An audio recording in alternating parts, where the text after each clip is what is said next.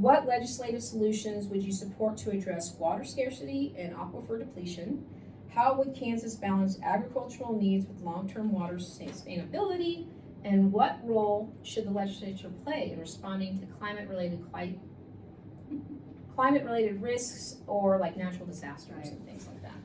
Well, again, I think this is an area I'm learning about, but again, I went to that 2-day conference in Manhattan this weekend, and so I'm learning and talking to people and finding out what's out there across the state. When I visit in Beloit and Concordia, there are farmers that come into those meetings, and so I, ask them, what do you think we can do, or because I, as a representative, I'm not going to have all the answers, nor should I have to. That's why I rely on. I have 5 pages yes. of things. You can't. I'm not an expert in all these things. That's why I meet with people that are living that experience and say what.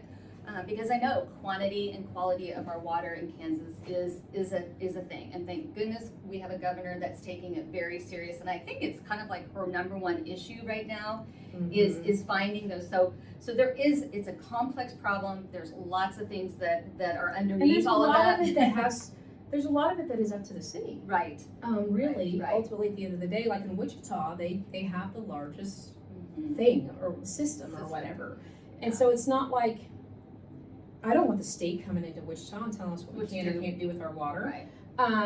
And so a lot of it is up to the cities. Right. Some local control. But I think, again, as a representative, you have to seek out and listen to the people that are living that experience.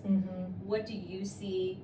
What do you think? And then I could come up with a solution. But I don't have a solution now. I mean, and nobody does either in Topeka. That's why they have the task force. Yeah, and I think that when we're talking about someone that isn't an incumbent, if I was asking these questions, has somebody been doing this for 10 years? They should have a solution. Yes. They should have an answer. Yes. But you are just like me.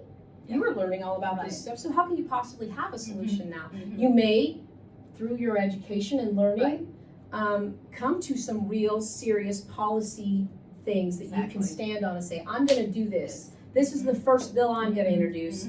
But we have 10 months before the election, and you have plenty of time to do that. Right. And that's really what it's about, is that you have made it very clear that you are doing that, and you are going to the right places.